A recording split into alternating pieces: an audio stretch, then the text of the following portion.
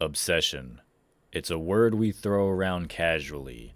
We say things like, I'm obsessed with this new show, or she's obsessed with her workout routine. But real obsession, the kind that takes root deep inside the human mind, the kind that turns desire into compulsion, the kind that transforms love into danger, that's something entirely different. Obsession is the quiet stalker in the background of human psychology. It starts small. A glance, a thought, a spark of infatuation, and then it grows, it festers, until suddenly the line between affection and fixation blurs, and someone finds themselves unable to let go, unable to stop thinking, unable to stop watching, and sometimes unable to stop following. This is where obsession becomes terrifying. It's not just about romance, though that's the form we hear about most often. Obsession can attach itself to people, to ideas, to routines, to objects. It can drive creativity and success, but it can also drive people straight into madness, violence, and tragedy. In this video, we're diving deep into the psychology of obsession. We'll break down the difference between infatuation, fixation, and full-blown obsession. We'll look at what's happening in the brain during obsessive love. We'll explore real-world stalking cases and their outcomes. We'll connect obsession to personality disorders like borderline and obsessive-compulsive personality disorder. And most importantly, we'll talk about how to protect yourself from obsessive relationships and how to recognize when fascination crosses the line into danger. So buckle in, because obsession isn't just the stuff of movies and thrillers. It's real, it's dangerous, and it might be closer to your life than you think. Let me start with a question. Why are we so drawn to stories of obsession? From Fatal Attractions to You, the celebrity stalker cases to true crime documentaries, we can't look away. Part of it is fear. Obsession taps into one of our deepest anxieties, the idea that someone could know too much about us, follow us, fixate on us, want us so badly that they refuse to let go. It's claustrophobic, invasive, and deeply unsettling. But part of it is recognition, because on some level, every one of us has felt obsessed. Think about the crush you couldn't stop thinking about in high school. Think about the song you played on repeat until the neighbors hated you. Think about the hobby, the game, the project that drove into you so completely that the rest of the world faded away. Obsession is human. It's part of our wiring. But like many things in psychology, it's a spectrum. At one end is harmless passion, the things that make life exciting, that drive art, invention, and love. And the other end is the dark side, obsession that consumes, controls, and destroys. And understanding where those lines are drawn might just save your life. Let me give you a story. In 1989, actress Rebecca Schaeffer was living her dream. She had landed roles in film and television, she was admired by fans, and her career was on the rise. But she also had a fan who became something much darker. Robert John Bardo. Bardo was obsessed with Schaeffer. He wrote her letters, he tracked her career, and when he felt her roles no longer matched the perfect image he had of her, his admiration twisted into anger. He hired a private investigator to find her address, and one morning he showed up at her door. When Schaeffer answered, Bardo pulled out a gun and shot her. She was 21 years old. This wasn't love, this wasn't passion, this was obsession. The kind that corrodes boundaries, the kind that confuses fantasy with reality, the kind that cannot accept rejection. And sadly, this case isn't unique. Celebrity stalkers, domestic partners, co-workers, even strangers, obsession often hides in plain sight, until it's too late. The difference between infatuation, fixation, and obsession. To understand obsession, we have to start by breaking down the stages, because obsession doesn't appear overnight, it grows. Infatuation is the spark. It's attraction, excitement, butterflies. It's powerful, but it's also fleeting. Fixation is when the spark doesn't fade. Instead of fading naturally, the mind keeps circling back. It's no longer a crush, it's a loop. Obsession is when that loop takes over, when the thoughts become intrusive, when behavior starts crossing lines, when fantasy spills into reality. And here's the key difference. Infatuation still respects boundaries. Fixation starts to push against them, and obsession erases them entirely. When someone is obsessed, the object of that obsession stops being a person and becomes a symbol. Not you, but what you represent. Not who you are, but what you mean to them. That's why obsession is so dangerous. Because you're no longer a person, you're no longer treated like one. Now you might be thinking, okay, but that's extreme. I don't know anyone like that. But here's the truth. Obsession isn't always violent. It isn't always headline worthy. Sometimes it's subtle. A partner who texts you dozens of times when you don't answer right away. A friend who becomes possessive when you hang out with other people. A coworker who can't take a hint when you set boundaries. These aren't just quirks. They can be signs of obsession starting to take root. And when you recognize them early, you have the power to stop them before they grow. Part 2. Infatuation versus fixation versus obsession. The spectrum. Every obsession starts with something smaller. A glance across the room. A sudden rush of adrenaline when you see someone's name pop up on your phone. That spark. But how does that spark turn into a fire? How does innocent attraction transform into something all-consuming, invasive, even dangerous? To understand, we need to take a look at the spectrum, because obsession isn't one thing. It's a process, and like all psychological processes, it grows in stages. The 3 stages are infatuation, fixation, and finally, obsession. Stage 1, infatuation, the spark. Infatuation is where it begins. We've all been there. It's the crush you can't stop thinking about, the butterflies in your stomach, the excitement of possibility, the fantasy of what could be. From a psychological standpoint, infatuation is fueled by dopamine and norepinephrine. Your brain lights up like it's on a drug, because in many ways, it is. The reward centers activate, your focus narrows, and suddenly this one person feels like the most important thing in the universe. Scientists have compared brain scans of people in the early stages of infatuation to those high on cocaine. The similarities are shocking. Both states flood the brain with dopamine, both trigger euphoria, and both create a sense of urgency, a drive to seek more, to chase that feeling again and again. But here's the thing. Infatuation by itself is not dangerous. It's natural, it's exciting, and in most cases, it fades. Over time, real intimacy either develops or the spark burns out. That's how it's supposed to work.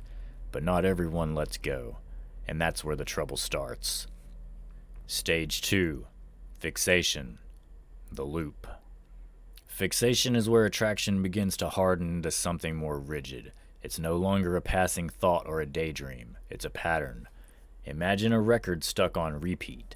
Every time your mind drifts, it lands on the same person, the same fantasy, the same scenario. Fixation shows up in behaviors like checking someone's social media obsessively, replaying conversations in your head over and over, building elaborate fantasies about what could or should happen, ignoring red flags because the fantasy feels too good to release. Psychologically, fixation is fueled by the brain's reward loop. Every time you think about the person and feel a rush of dopamine, you reinforce the cycle. The brain says, this feels good, let's do it again. And so you do. But here's the problem. Fixation starts to erode perspective. You may stop seeing the other person as a complex human being with flaws, needs, and boundaries. Instead, you see them as a character in your personal story, a role they're meant to play. And when someone doesn't play the role you've written for them, that's when fixation turns bitter. Case study. The friend who wouldn't let go. Let me give you a more relatable example. A woman named Sarah had a close friendship with a man she met at work. They texted often, grabbed coffee, and shared personal stories. But to Sarah, it was just a friendship.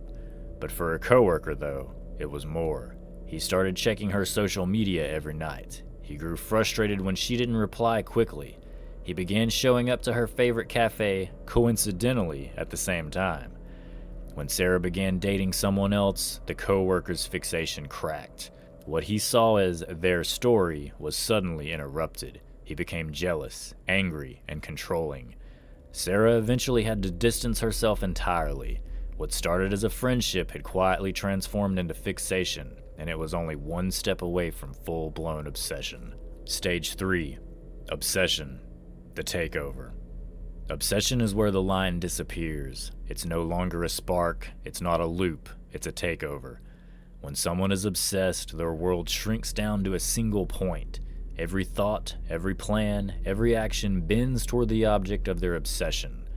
Obsession often includes intrusive thoughts that won't stop, compulsive behaviors like constant calling, driving past someone's house, or sending endless messages, a total inability to accept rejection, and blurred lines between fantasy and reality. In many cases, obsession is delusional.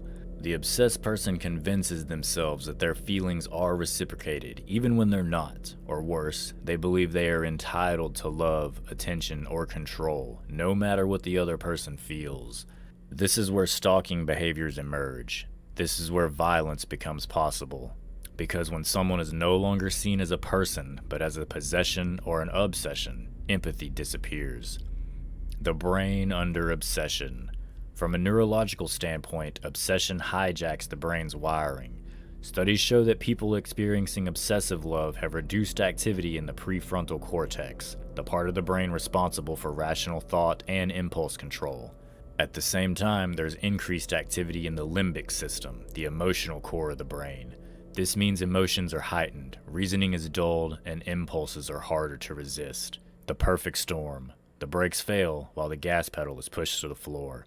This is why obsession can feel so overwhelming, both for the person experiencing it and the person being targeted. It's not just an emotion, it's a neurological trap. Not everyone who feels infatuation becomes obsessed. So why do some people get stuck? Psychologists point to a few key factors. Attachment styles. People with anxious or disorganized attachment are more likely to obsess because rejection feels unbearable. Low self-esteem. If someone ties their worth to another person's attention, obsession can take hold when that attention is withdrawn. Fantasy-prone personality. Some people naturally live more in their imaginations, blurring the line between what's real and what's wished for. Mental health conditions. Disorders like borderline personality disorder, obsessive-compulsive disorder, or even untreated trauma can fuel obsessive patterns. These aren't excuses, they're explanations, and understanding them can help us spot the difference between ordinary attraction and dangerous fixation. When infatuation is healthy versus when it's a warning sign. So let's make this practical. How do you know if what you're feeling, or what someone else is feeling towards you, is healthy? Healthy infatuation looks like excitement without desperation, attraction that allows for boundaries, desire paired with respect, the ability to let go if it's not mutual. Unhealthy fixation looks like anxiety when you're not in contact, idealizing someone without really knowing them, inability to focus on other areas of life, and anger and jealousy when boundaries are set. And when it crosses into obsession, it looks like stalking behaviors, refusal to accept rejection, believing you are owed love or attention, fantasies that replace reality. The earlier you can spot these red flags, the better chance you have of stopping obsession before it escalates. Part 3. The brain in obsession. When most people think of obsession, they imagine emotion, love, passion, desire, anger. But underneath the emotion is something much colder, something mechanical, something chemical, because obsession isn't just a feeling, it's an addiction. In fact, neuroscientists studying people who describe themselves as madly in love have found that their brain scans look almost identical to those of people addicted to cocaine. Think about that. Your brain doesn't see a difference between hooked on a drug and being hooked on a person. And once you see obsession through that lens, everything begins to make sense. The highs, the crashes, the cravings, the withdrawals, the inability to walk away. This isn't just romance, it's biology. The chemical cocktail of obsession. So what exactly happens inside the brain when someone becomes obsessed? Let's break it down. Number 1, dopamine, the reward chemical. Every time the person sees their crush, gets a text, or even thinks about them, dopamine surges. Dopamine doesn't create satisfaction, it creates wanting. It's the chase chemical. This is why the brain keeps looping back. It's wired to want more. Number 2, norepinephrine, the adrenaline rush. This hormone triggers racing heart, sweaty palms, hyperfocus. It's why early attraction feels so intense. It also helps form emotional memory, which is why even small encounters with the person get burned into the brain. Number 3. Oxytocin and vasopressin, the bonding chemicals. Oxytocin is sometimes called the cuddle hormone. It floods the brain during intimacy, touch, and open eye contact. Vasopressin strengthens attachment and territorial feelings. Together, they don't just create connection, they create a sense of ownership. Number 4. Serotonin, the drop that fuels obsession. Here's the twist. In early stages of obsessive love, serotonin drops. Low serotonin is linked to anxiety and intrusive thoughts. This mirrors what happens in people with obsessive-compulsive disorder. The result? The brain becomes a storm of highs and lows, craving, rewarding, remembering, repeating. It's not love, it's a loop. The brain scans of obsession. Back in 2005, researchers at the University of London conducted brain scans on people who described themselves as being in obsessive love. The results were shocking. Activity in the ventral tegmental area, VTA, the brain's reward center, lit up like fireworks. This is the same region activated by cocaine. Activity in the caudate nucleus, responsible for habit formation, also spiked. This explained why people couldn't stop thinking about their crush. But the activity in the prefrontal cortex, the brain's logic and impulse control center, was reduced. In other words, obsession hijacks your brain's reward system, forms habits around the object of desire, and shuts down the part of your brain that would normally say, "This is a bad idea." It's not just passion, it's neurological sabotage. Obsession and memory, why it won't let go. Another cruel trick of obsession is how it warps memory. Every encounter with the object of obsession, a smile, a message, a glance, gets burned deep into emotional memory. That's because norepinephrine, the adrenaline hormone, strengthens memory consolidation. So instead of fading, these moments replay over and over.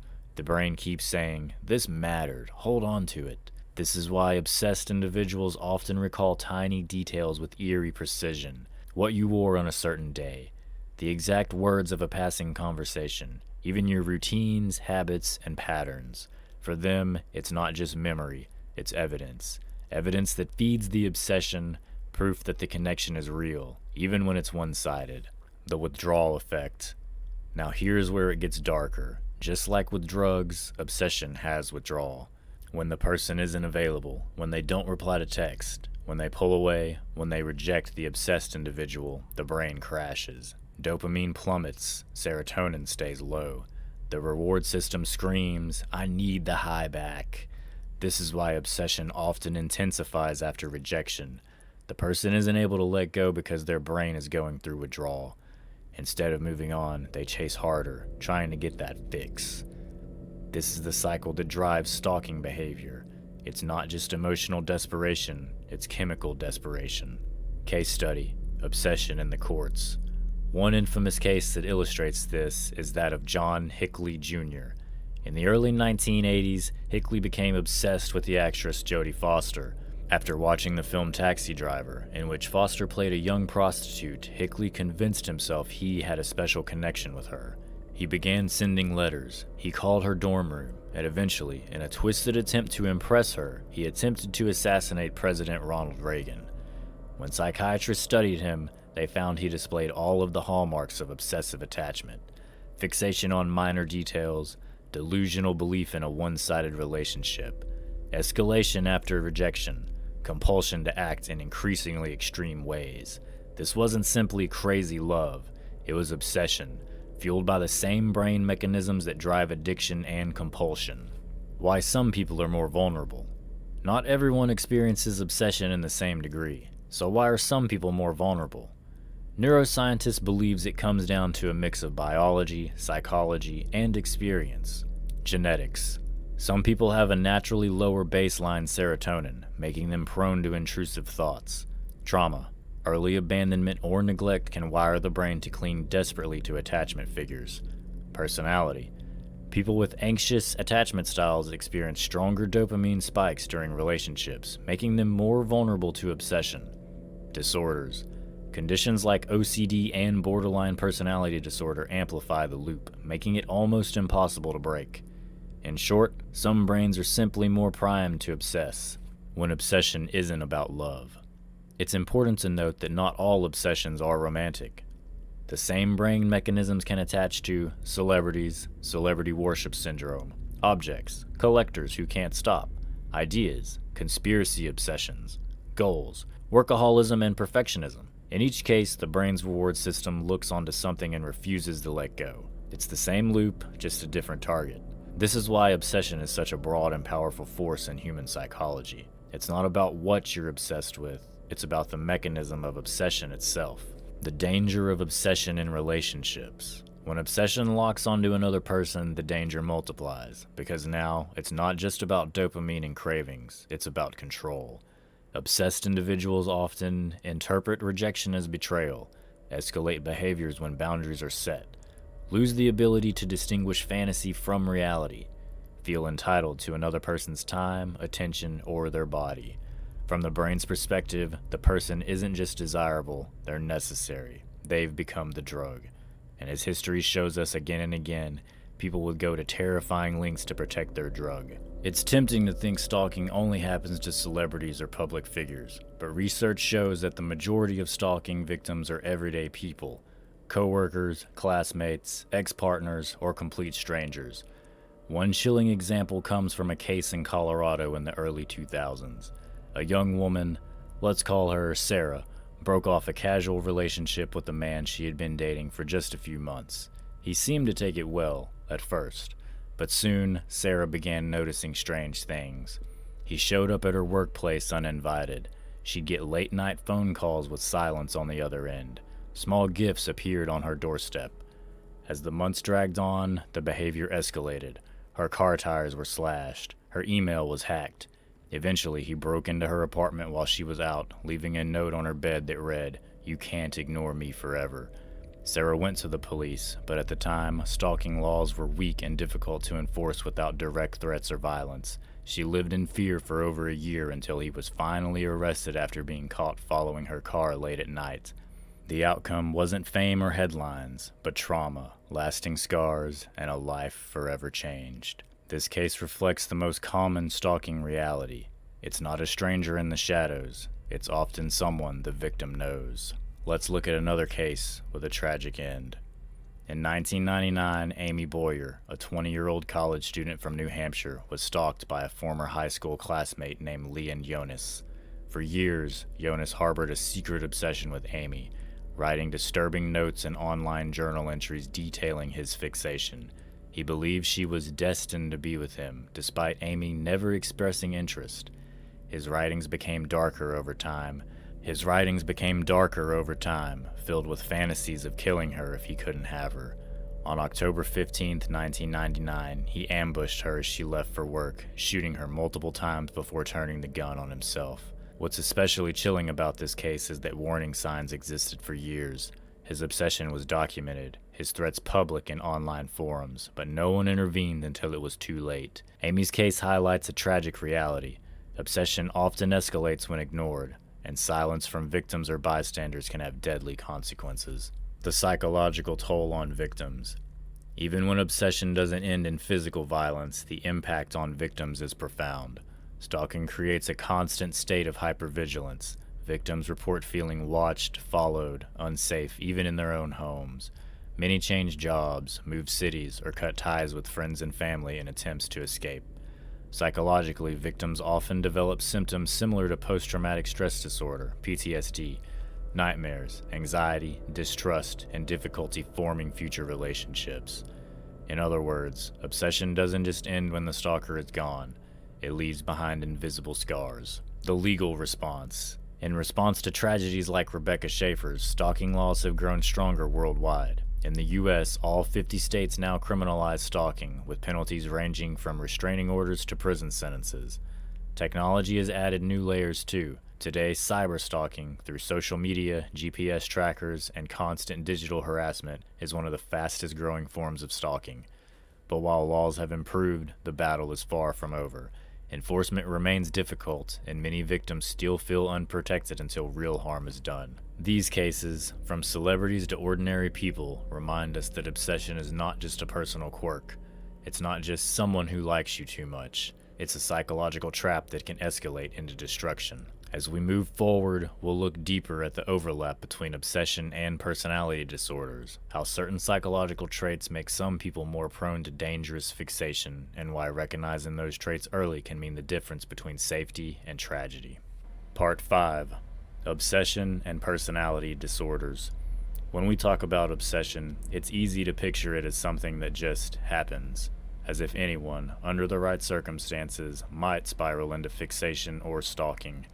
And while that's partly true, obsession is a human capacity. The reality is more complex. Not everyone reacts to rejection or unrequited love with obsession. Some people are more vulnerable. Some personalities are wired in ways that make fixation almost inevitable. To understand why, we have to step into the world of personality disorders. The overlap between obsession and personality disorders. Personality disorders are enduring patterns of thinking, feeling, and behaving that deviate significantly from cultural expectations and cause distress or dysfunction. And while there are many recognized personality disorders, certain ones have strong overlaps with obsessive behaviors, particularly when it comes to relationship. 3 stand out: borderline personality disorder, BPD, obsessive-compulsive personality disorder, OCPD, narcissistic personality disorder, NPD. Each carries traits that, under the wrong circumstances, can fuel obsession. Borderline personality disorder, the fear of abandonment. At the core of BPD lies one central theme: intense fear of abandonment. People with BPD often experience relationships as emotional roller coasters. When they feel connected, they idealize the other person, placing them on a pedestal. But when they feel ignored or rejected, even slightly, the swing can be just as intense, dropping into anger, despair, or frantic attempts to reestablish contact. This all-or-nothing pattern is sometimes called splitting, seeing others as entirely good or entirely bad, with little room in between.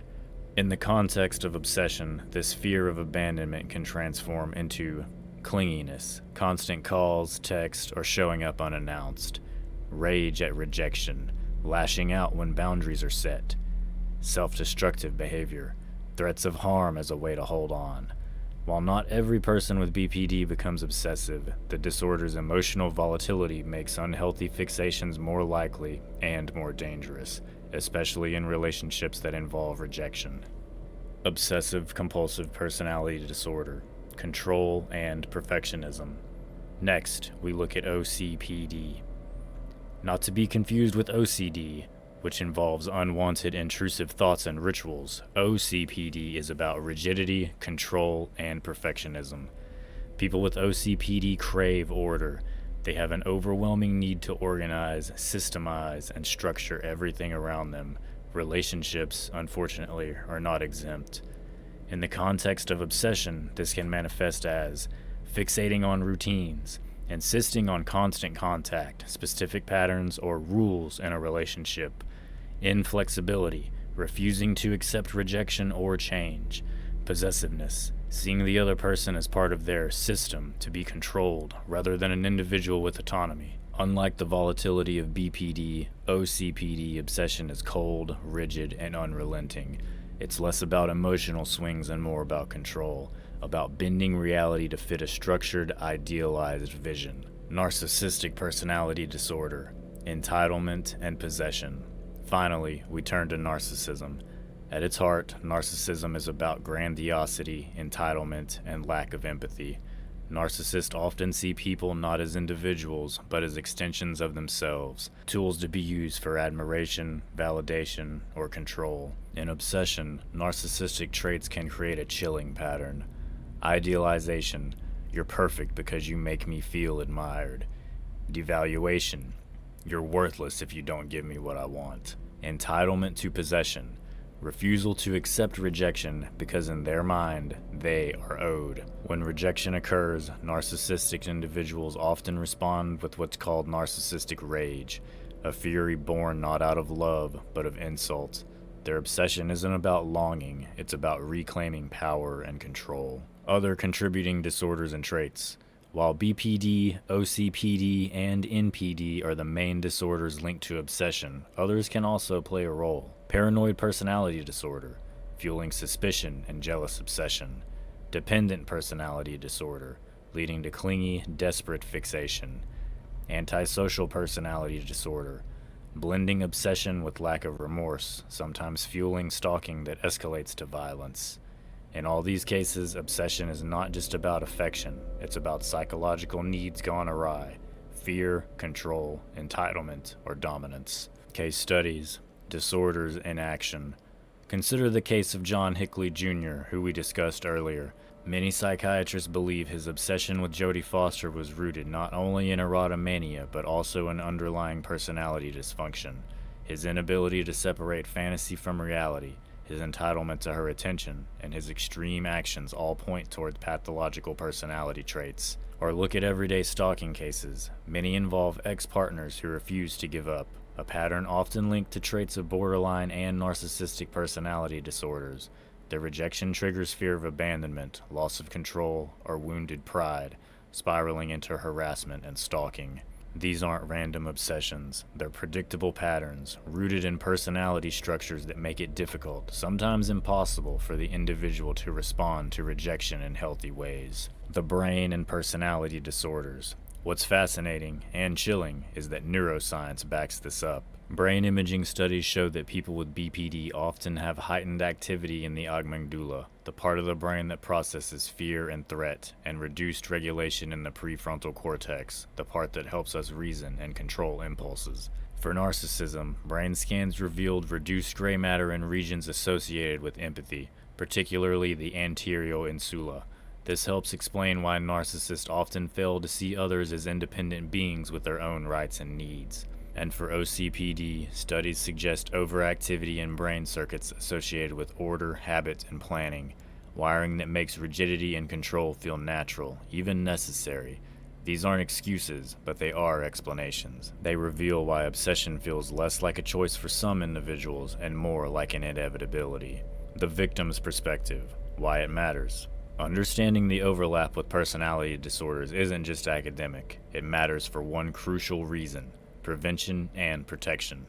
When we recognize the patterns of BPD, OCPD, NPD, and related traits, we can start to spot the red flags earlier in relationships, take threats more seriously when rejection occurs, tailor legal and therapeutic interventions to the psychology of the stalker. It also helps victims understand that it's not their fault. Too often, victims of obsession ask themselves, did I lead them on? Could I have stopped this if I handled it differently? Did I do something to cause this? The truth is, obsession rooted in personality disorders is never the victim's responsibility. It's the product of distorted thinking and dysfunctional psychology, a storm brewing in the mind of the obsessed long before the victim even entered the picture. So when we think of obsession, we have to think beyond infatuation, beyond simple crushes. In its darkest forms, obsession is entangled with deeper psychological structures, disorders that twist emotions into chains, turning affection into control and attraction into danger. Part 6. Defenses, Boundaries, and Protection.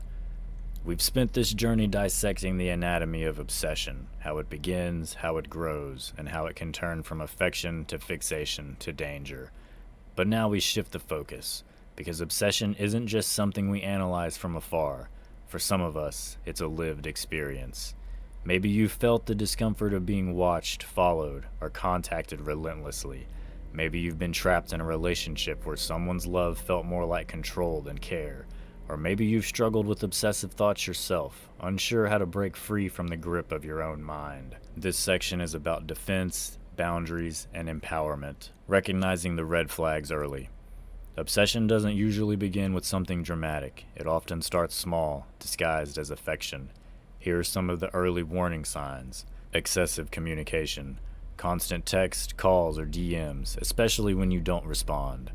Boundary testing, showing up uninvited, insisting on spending all their time with you, or pushing past your no. Idealization and devaluation, putting you on a pedestal one day, tearing you down the next. Possessiveness, interrogating you about where you've been, who you've spoken to, or why you didn't reply immediately. Invasion of privacy, checking your phone, snooping on your social media, or even monitoring your location. These may start subtly, but rarely stop there. When someone feels entitled to your time, attention, or body, obsession can escalate. The psychology of boundaries. Think of boundaries as your psychological immune system. They protect your identity, your time, and your safety. The trouble is, many people struggle to enforce them, especially when the obsessive person frames their behavior as love. But love that ignores your boundaries isn't love, it's control. Setting boundaries means staying clear and consistent. Say no without apology. Limit access. Don't feel guilty about blocking numbers, unfriending, or restricting communication. Keep evidence. Save messages, record incidents, and document behaviors. It's not paranoia, it's protection. Trust your instincts. If something feels off, it usually is. Legal protections. In many countries, stalking is a crime. There are legal tools to help protect you, but they work best when you understand them. Restraining orders or protective orders. These create a legal boundary, making contact a punishable offense. Anti-stalking laws. In many states and nations, repeated unwanted contact is grounds for prosecution. Digital harassment laws. Cyberstalking, through text, social media, or email, is increasingly recognized as a serious crime. But remember, these tools are only effective when paired with safety strategies. A piece of paper won't stop someone determined to cross the line, but it gives you legal power to act. Practical safety strategies. Here's some steps anyone can take if they feel obsession turning dangerous. Change your routine. Don't make your schedule predictable. Vary routes, times, and location. Strengthen digital security. Update your passwords. Enable two-factor authentication, and be cautious with location sharing. Inform your circle. Tell friends, family, and coworkers what's happening so they can help monitor. Safe spaces. Identify public areas or trusted people who you can turn to if followed. Professional help. Therapists, victim advocates, and law enforcement can guide you through strategies and resources when obsession lives inside you. We've been talking mostly about defending against others, but what if the obsession is your own? What if you find yourself unable to let go of a person, thought, or fixation? If this resonates, know this: you are not broken. Obsessive thoughts can feel overwhelming, but they are treatable. Therapy, especially cognitive behavioral therapy and dialectical behavior therapy, can help reframe intrusive patterns. Mindfulness, support groups, and even meditation may play a role. The most important step is honesty, admitting that your thoughts are overwhelming and seeking help before they escalate into behaviors that hurt yourself or others. From victim to survivor.